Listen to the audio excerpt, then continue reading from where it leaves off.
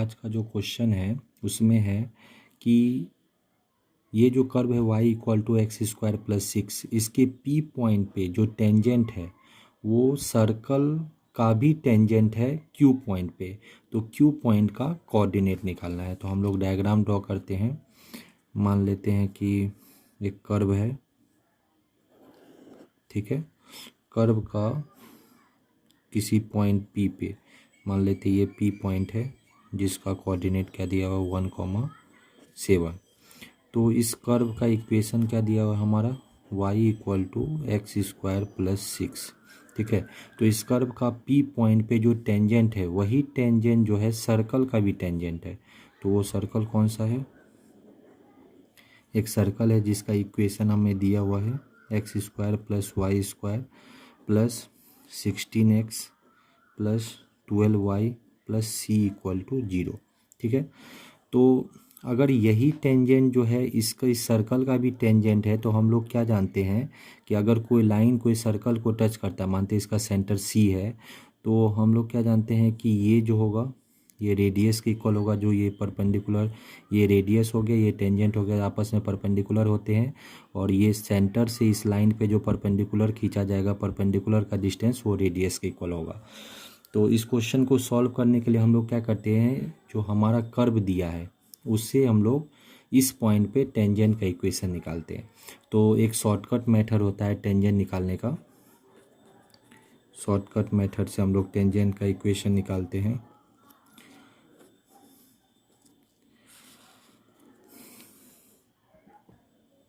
तो हमारा given curve कौन सा है? जो गिवन कर्व का इक्वेशन है क्या है, इसको सही से लिखे तो y इक्वल टू हमारा एक्स स्क्वायर प्लस 6 दिया हुआ है। तो हम शॉर्टकट मेथड में y को क्या लिख सकते हैं 1/2 y प्लस वाई, ठीक है। एक्स स्क्वायर को क्या लिख सकते हैं x इंटू एक्स और 6 को रहने देते हैं। अब जो हमारा टेंजेंट, इसी कर्व का टेंजेंट का इक्वेशन निकालना है, किस पॉइंट पे निकालना है 1,7। तो ये y के जगह हम y कोऑर्डिनेट कितना रखेंगे 7 और एक x के जगह हम x कोऑर्डिनेट कितना रखेंगे 1। तो इसको सॉल्व कीजिए, ये क्या आ जाएगा y प्लस 7। ये 2 को इधर मल्टीप्लाई करते हैं तो ये x प्लस 6 था, तो ये कितना आ जाएगा 2x प्लस 12। तो इसको सही से सॉल्व कर लेते हैं। हमारा क्या आ जाएगा, y को इधर ले जाते हैं और 7 को भी इधर ले जाते हैं तो क्या होगा 2x माइनस वाई और 12 माइनस 7 कितना हो जाएगा 5 इक्वल टू 0। इसको पहला इक्वेशन मान लेते हैं। अब ये क्या हो गया, हमारा टेंजेंट का इक्वेशन हो गया। ये जो हमारा टेंजेंट है, जो ये पॉइंट हमारा Q पॉइंट है, ये पॉइंट हमारा PQ है, तो ये PQ टेंजेंट का इक्वेशन हो गया। किसका इक्वेशन हो गया, इक्वेशन ऑफ टेंजेंट PQ। क्या हो गया 2x minus y plus 5 equal to 0। अब ये टेंजेंट का अगर हम लोग स्लोप निकालें तो टेंजेंट जो स्लोप ऑफ जो टेंजेंट है हमारा PQ, उसका स्लोप हम जानते हैं, एक फार्मूला होता है shortcut formula, coefficient of minus coefficient of x divided by coefficient of y। तो यहाँ से क्या आ जाएगा माइनस x का कोएफिशिएंट कितना है 2 और y का कोएफिशिएंट कितना -1, तो कैंसिल हो गया, कितना आ जाएगा 2। तो ये क्या हो गया टेंजेंट का स्लोप। और अब हम लोग क्या करते हैं, अगर PQ का स्लोप पता है तो हम CQ का स्लोप निकाल सकते हैं। तो CQ क्या है, ये अगर टेंजेंट है और ये परपेंडिकुलर, रेडियस जो होता है टेंजेंट का परपेंडिकुलर होता है, तो CQ क्या हो जाएगा नॉर्मल। तो अगर हम लोग स्लोप CQ लाइन जो कि हमारा नॉर्मल है उसका अगर स्लोप निकाले, तो अगर कोई लाइन का स्लोप पता है तो उसके परपेंडिकुलर लाइन का स्लोप क्या होता है, अगर इसका स्लोप 2 है तो इसका, जैसे इसका स्लोप m है तो इसका स्लोप क्या था -1/m, तो इसका स्लोप 2 है तो इसका स्लोप क्या होगा -1/2। अब इसमें क्या करते हैं, ये जो हमारा सर्कल का इक्वेशन, अब ये जो हमारा सर्कल का इक्वेशन दिया हुआ है x square plus y square plus 16x plus 12y plus c equal to 0, इसके सेंटर का कोऑर्डिनेट निकालते हैं। तो अगर हमें पता है कि सर्कल का जनरल इक्वेशन पता है तो सेंटर का फॉर्मूला क्या होता है -1/2 into coefficient of x comma -1/2 into coefficient of y। तो यहाँ पे जो है हम लोग देखते हैं x का कोफिशिएंट कितना है यहाँ पे 16, तो ये 16 रख दिया। -1/2। y का कोफिशिएंट कितना है यहाँ पे 12, तो यहाँ 12 रख दिया। ये कितना होगा 8, ये कितना होगा 6, तो कोऑर्डिनेट कितना आ जाएगा -8, -6। मतलब सेंटर का जो कोऑर्डिनेट आएगा वो कितना आएगा -8, -6। ठीक है। अब हम क्या करते हैं, हमारे पास टेंजेंट पी क्यू का इक्वेशन है। हम क्या करते हैं, ये जो नॉर्मल सी क्यू है इसका इक्वेशन निकाल लेते हैं। तो अगर हम लोग इक्वेशन ऑफ सी क्यू निकालेंगे तो सी क्यू का इक्वेशन कैसे निकलेगा, एक पॉइंट से पास कर रहा है -8, -6, और इस लाइन सी क्यू का स्लोप हमें पता है कितना -1/2।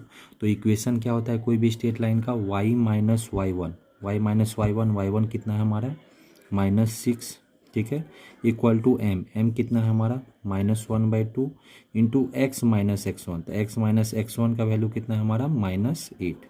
अब इसको सॉल्व करते हैं, ये क्या आएगा y + 6 -1/2, यहाँ कितना आएगा x + 8। अब इसको 2 से मल्टीप्लाई करेंगे कितना होगा 2y + 12, और इधर माइनस से तो -x -8। अब ये दोनों टर्म को अगर इधर ले आएंगे तो क्या बचेगा x + 2y, और -8 इधर आ जाएगा तो 12 + 8 कितना हो जाएगा 20 = 0। ये इक्वेशन नंबर 2। अब देखिए हमारे पास क्या है कि यहाँ पे देखिए पी क्यू का इक्वेशन भी पता है और सी क्यू का भी इक्वेशन पता है, और हमें निकालना क्या है क्यू पॉइंट का कोऑर्डिनेट। तो ये दोनों लाइन का पी क्यू और सी क्यू का point of intersection he Q है। तो दोनों लाइन को अगर हम सॉल्व कर दे तो क्यू पॉइंट का कोऑर्डिनेट निकल जाएगा। तो हम क्यू पॉइंट के कोऑर्डिनेट के लिए लिखते हैं कोऑर्डिनेट ऑफ पॉइंट क्यू। क्या होगा, दोनों इक्वेशन को सॉल्व करते हैं। एक इक्वेशन हमारे पास क्या है 2x - y + 5 = 0, और दूसरा इक्वेशन क्या है x + 2y + 20 = 0। तो दोनों को सॉल्व करने के लिए हम क्या करते हैं कि ये दूसरा इक्वेशन में 2 से मल्टीप्लाई कर देते हैं और पहला इक्वेशन को वही रहने देते हैं, या पहला इक्वेशन को 2 से मल्टीप्लाई कर देते हैं, y कैंसिल हो जाएगा, ठीक है, और दूसरा इक्वेशन को वही रहने देते हैं। तो क्या करने वाले हैं, पहला इक्वेशन को 2 से मल्टीप्लाई किया और दूसरा इक्वेशन में ऐड कर दिया। तो क्या हो जाएगा, इसमें अगर हम लोग 2 से मल्टीप्लाई करेंगे तो 4x - 2y + 10 = 0, और ये इक्वेशन क्या है हमारा x + 2y + 20 = 0। दोनों को अगर ऐड करें तो ये कैंसिल हो जाएगा, यहाँ कितना हो जाएगा 5x, यहाँ कितना होगा +30 = 0।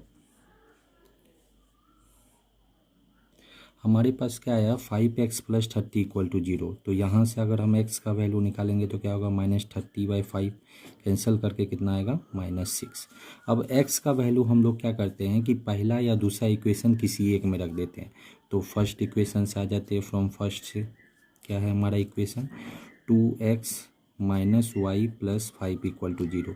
इसमें x का वैल्यू हम कितना रखने वाले -6, तो 2 × -6 - y + 5 = 0।